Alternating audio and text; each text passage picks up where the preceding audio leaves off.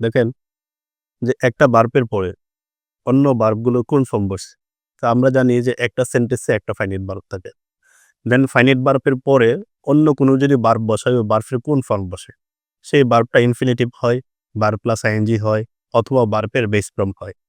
তো আমরা আজকের ক্লাসে এটুকু জানবো যে, যে সকল ভার্বের পরে যদি শূন্যস্থান থাকে তাহলে ভার্বের ইনফিনিটিভ ফর্ম হয়। দেখেন আমরা যদি বলি যে একটা সেন্টেন্স লিখলাম আমি আমার মতো করে যেটাকে একটা টেকনিক বলে। আমি একটা টেকনিক লিখলাম। মনীষ ওয়াটার প্লেস এট কানাডা। মনীষ ওয়াটার প্লেস এট কানাডা। এই প্রত্যেকটা শব্দের প্রত্যেকটা লেটার দ্বারা এখানে অনেকগুলো ভার্ব আমি লিখছি।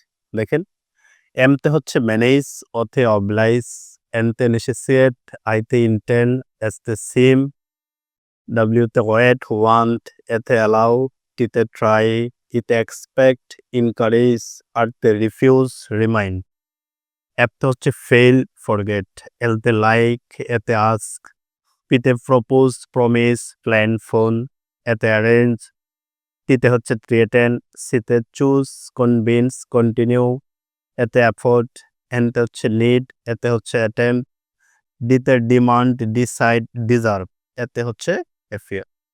এই যে ভার্বগুলো আপনি একসাথে মনে রাখতে পারবেন। এই জন্যে শুধু এই একটা সেন্টেন্স দিয়ে আপনি যদি কয়েকবার লিখেন যে এই ভার্বগুলো তাহলে এই ভার্বগুলো লিখলে আপনার কি হবে, এগুলা মুখস্থ হয়ে যাবে। কি বললাম যে এই ভার্বগুলোর পরে দেখেন, এই ভার্বগুলোর পরে গ্যাপ থাকলে মানে শূন্যস্থান থাকলে টু প্লাস ভার্বের বেস ফর্ম বা ইনফিনিটিভ। ইনফিনিটিভ মানেই হচ্ছে ভার্বের বেস ফর্ম। ইনফিনিটিভ মানেই কি ভার্বের বেস ফর্ম। তাহলে এই যে টু প্লাস ভার্বের বেস ফর্ম বা ইনফিনিটিভ, এখানে অনেকগুলো ভার্ব লিখছি। দেখেন কি বললাম যে মনীষ ওয়াটার প্লেস কানাডা। এই সেন্টেন্সটা বা এই টেকনিকটা দিয়ে আপনি এই ভার্বগুলো মনে রাখতে পারবেন। কথা হচ্ছে এই ভার্বগুলোর পরে যদি কোনো গ্যাপ থাকে, শূন্যস্থান থাকে, তাহলে ভার্বের ইনফিনিটিভ ফর্ম বা টু প্লাস ভার্বের বেস ফর্ম হবে।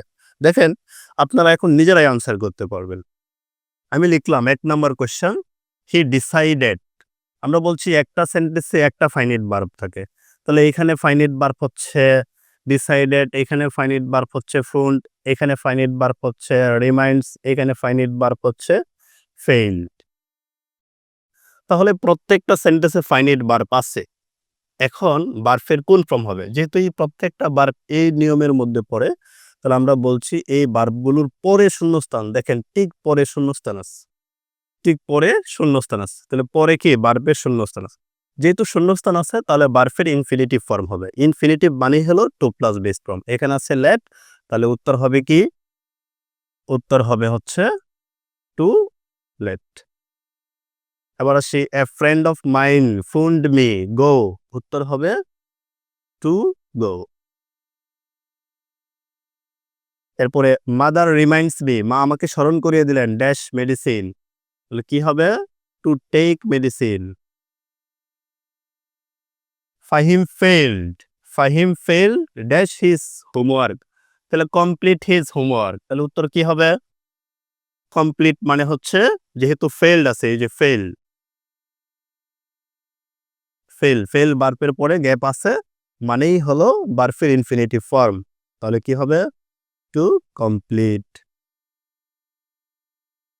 এখানে যে কোশ্চেনগুলো লিখছি এই কোশ্চেনগুলো বিভিন্ন জবের পরীক্ষায় আসা।